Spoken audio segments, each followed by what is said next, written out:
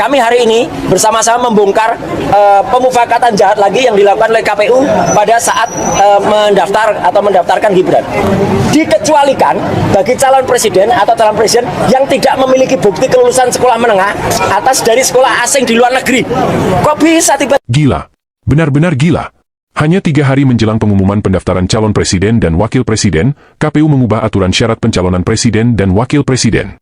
Sebuah operasi terselubung yang luput dari perhatian warga, KPU diduga menjahit baju sendiri yang diukur pas di badan anak sulung Joko Widodo, Gibran Rakabuming, 19 tahun 2023, yang ditandatangani Hasyim Asyhari sebagai Ketua KPU dan diundangkan di Jakarta pada tanggal 13 Oktober 2023 atau hanya 3 hari sebelum pendaftaran calon presiden diumumkan. Peraturan KPU ini mengubah peraturan KPU sebelumnya, yaitu PKPU nomor 22 tahun 2018, era kepemimpinan Arief Budiman. Lalu substansi apa saja yang diubah, yang diduga menyesuaikan kepentingan Gibran Rakabuming? Simak selengkapnya di video ini. Yang pertama, ayat yang diselundupkan. Disebut diselundupkan, karena bunyi ayat ini tidak ditemukan di peraturan sebelumnya. Ayat yang diselundupkan di PKPU nomor 19 tahun 2023, ada di pasal 18 yang mengatur tentang persyaratan calon presiden dan wakil presiden di ayat 3 yang berbunyi.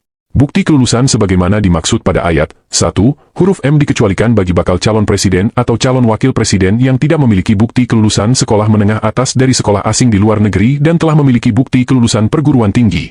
Ayat ini diselundupkan untuk memberikan pengecualian isi pasal 18 ayat 1 huruf M yang berbunyi.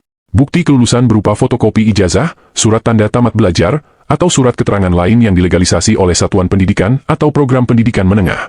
Ini adalah sebuah kewajiban bagi seorang calon presiden atau wakil presiden. Fotokopi ijazah yang dipakai mendaftar harus dilegalisasi. Tapi KPU secara sepihak membuat diskriminasi. Bagi lulusan luar negeri, kewajiban legalisasi ini dihilangkan. Bukan hanya itu, di PKPU nomor 22 tahun 2018, kewajiban legalisasi yang disebut dilakukan instansi berwenang, di PKPU buatan Hasyim Asyhari, PKPU nomor 19 tahun 2023, kata-katanya diubah menjadi dilegalisasi oleh satuan pendidikan atau program pendidikan menengah. Nampaknya, KPU pimpinan Hasyim Asyhari sudah mengetahui bahwa surat keterangan penyetaraan Gibran hanya dilegalisasi oleh Kementerian Pendidikan Dasar dan Menengah, dan bukan oleh instansi berwenang dalam hal ini sekolah asal, baik di secondary school di Singapura maupun lembaga kursus di INSEARCH UTS. Kejanggalan kedua, adalah ayat yang diubah. Di PKPU nomor 22 tahun 2018, di pasal 10 yang mengatur tentang dokumen kelengkapan calon, di ayat 2 disebutkan, dalam hal bakal calon mencantumkan riwayat pendidikan tinggi dalam riwayat hidup, bakal calon yang bersangkutan wajib menyertakan fotokopi ijazah perguruan tinggi yang dilegalisasi oleh pejabat yang berwenang di perguruan tinggi yang bersangkutan. Di sini tegas, bahwa legalisasi ijazah perguruan tinggi harus dilakukan oleh perguruan tinggi yang bersangkutan. Tapi di PKPU yang baru, ayat ini diubah, menjadi berbunyi. Dalam hal bakal calon presiden dan calon wakil presiden mencantumkan riwayat pendidikan tinggi dalam riwayat hidup, bakal calon presiden dan calon wakil presiden harus menyertakan bukti kelulusan berupa fotokopi ijazah atau surat keterangan lain dari perguruan tinggi yang dilegalisasi oleh instansi yang berwenang sesuai dengan ketentuan peraturan perundang-undangan. Sekali lagi, kewajiban melakukan legalisasi di perguruan tinggi terkait disamarkan menjadi boleh dilegalisasi oleh instansi lain yang dianggap berwenang. Ketiga, ayat yang dihilangkan. PKPU nomor 22 tahun 2018 sebelum diubah di pasal 2 ayat 2, diatur ada 13 prinsip penyelenggaraan pemilu. Sedangkan PKPU yang baru, PKPU nomor 19 tahun 2023, diatur hanya 12 prinsip. Anehnya, salah satu prinsip yang dihilangkan di pasal 2 ayat 2 PKPU nomor 22 tahun 2018 adalah poin F, yaitu prinsip penyelenggaraan pemilu yang diselenggarakan untuk kepentingan umum. Hilangnya prinsip kepentingan umum dari PKPU nomor 19 tahun 2023 justru memperkuat kesan bahwa perubahan aturan itu tidak lagi berpijak pada kepentingan rakyat banyak, melainkan kepentingan orang tertentu. Secara simbolik, ini sangat kuat.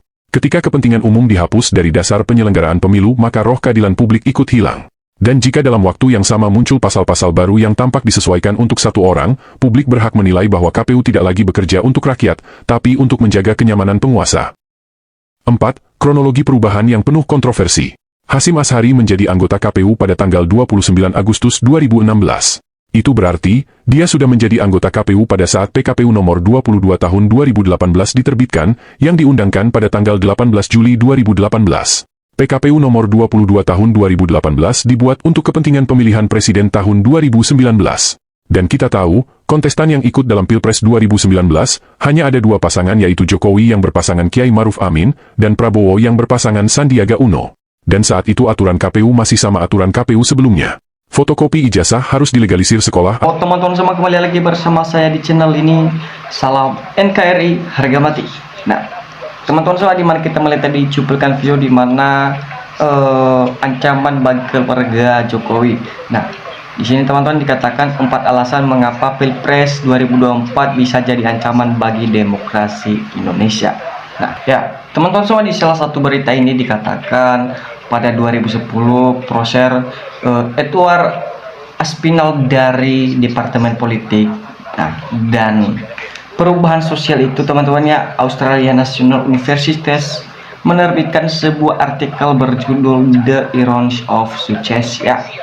Dalam penelitian tersebut, aspirasi atau Aspinall memeralkan bahwa setelah rezim Soeharto jatuh tahun 1998, Indonesia akan kesulitan dalam mewujudkan demokrasi karena 2 alasan. Nah, alasan utama teman-teman, penempatan purnawirawan dan pejabat aktif TNI dan Polri dalam struktur eksekutif, dan 2. Nah, gugatan kedua atau pemenang suara terbanyak atau penetapan menteri-menteri dari partai. Pemenang suara terbanyak di DPR RI ini adalah 2 prinsip yang masih terbawa dari pemerintah Orde Baru, ya. Tentu saja kita bisa melihat bagaimana ternyata pada era demokrasi sekarang ini ada pola pemerintahan ala Orde Baru justru semakin berkembang. Nah, teman-teman semua, di mana dalam bentuk praktis dinasti politik jaringan orang kuat daerah tersebut makin terlihat dewasa. Ini terutama dalam perhelatan pemilihan presiden Pilpres atau pemilihan wakil presiden dan presiden 2024, ya. Rakyat Indonesia ini kini disajikan 3 pasangan calon, ya. Paslon 1 Anies Rashid dan Baswedan dan Abdul Muhammad. Nah, di mana semua teman-temannya proses penentuan paslon tersebut dipenuhi dengan lirik atau politik yang luar biasa, bukan hanya elit partai yang manuver, tapi juga pejabat eksekutif dan yudikatif, ya, terlibat, bahkan sampai mengubah peraturan perundang-undangan, mengabulkan gugatan terkait batas minimal usia calon presiden atau wakil presiden, dan penolakan gugatan batas usia maksimal calon presiden ke 70 tahun. Hanyalah beberapa contoh, ya. Teman-teman, di mana lanjut di sini di dalam sebuah berita, fenomena ini tentu sangat memprihatinkan dan akan mengancam kualitas demokrasi. Nah, setidaknya ada 4 alasan mengapa pemilu 2024 nanti akan jadi ujian jika tidak ancaman bagi demokrasi Indonesia, ya. 1. Dinasti politik dan penyalahgunaan kekuasaannya. Menurut Aspinall, fenomena dinasti politik dimulai dengan munculnya keluarga politik, ya. Tentu saja kita bisa melihat bagaimana, yakni ketika lebih dari 1 anggota keluarga, ya, terpilih dari jabatan politik tersebut, suatu politik keluarganya hanya dapat dianggap sebagai dinasti politik. Nah, jika ia berhasil memperluas pengaruhnya di berbagai level pemerintahan, dan jika setelah masa jabatannya berakhir ada anggota keluarga yang menggantikannya. Nah, tentu saja kita bisa melihat teman-temannya bagaimana seorang presiden atau wakil presiden semenjak dia pensiun atau sudah turun dari jabatannya dan anak sendiri menggantikannya. Nah, teman-teman, di Indonesia fenomena dinasti politik menjadi semakin marak, di mana baik di tingkat daerah maupun di nasionalnya. Untuk pejabat daerah misalnya terdapat dinasti politik mantan gubernur Banten Ratu Atutnya, di mana mantan Bupati Kuati Tangerang Rita Wadiasari. Sedangkan di tingkat nasional ada mantan Menteri Pertanian Syahrul Yassin, ya, di mana Limpo dan saat ini sedang ramai diperbincangkan adalah dinasti politik Presiden Joko Widodo, ya. Tentu saja di mana fenomena menurut profesional politik komparatif dan universitatif di Inggris dimana yang begitu luas adalah refleksi dari rusaknya integritas demokrasi. Nah, teman-teman, sebuah dimana semua dinasti politik ini telah menjadi masalah yang sulit dihilangkan di Indonesia. Nah, Prabowo sendiri mengakui bahwa hampir semua partai politik di Indonesia ini memiliki jejak dinasti politik. Nah, tetapi sayangnya situasi ini tidak dianggap sebagai masalah serius. Nah, padahal dinasti politik bisa merusak prinsip meritokrasi atau semua prestasi dan kompetisi yang terkait dengan masyarakat. Nah, dua konflik kepentingan, ya, di mana keputusan Mahkamah Konstitusi ini MK tentang batas minimal usia capres wapres adalah bukti nyata adanya konflik kepentingan di tubuh lembaga peradilannya, di mana semua teman-temannya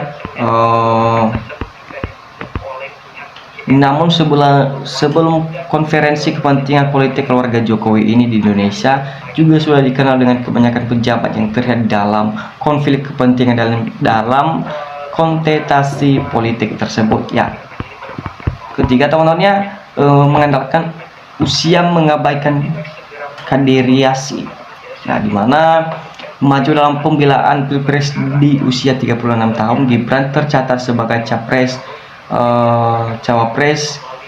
termuda dalam sejarah pemilu Indonesia. Namun fenomena mengutamakan yang muda tidak hanya terjadi pada Gibran Raka Buming Raka. Nah, teman-teman, yang terakhir, meritokrasi jadi barang langka. Ya,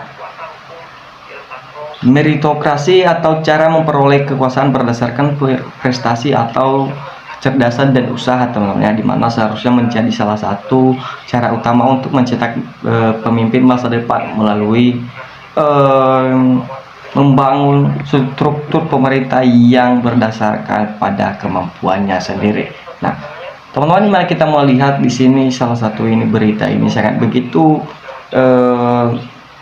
membuat keluarga atau Jokowi sama Gibran ini ketar-ketir. Nah, teman-teman, mari kita bersama-sama terus untuk menyaksikan bagaimana kelanjutan berikutnya. Nah, teman-teman, sekian channel kita hari ini. Salam Indonesia Maju.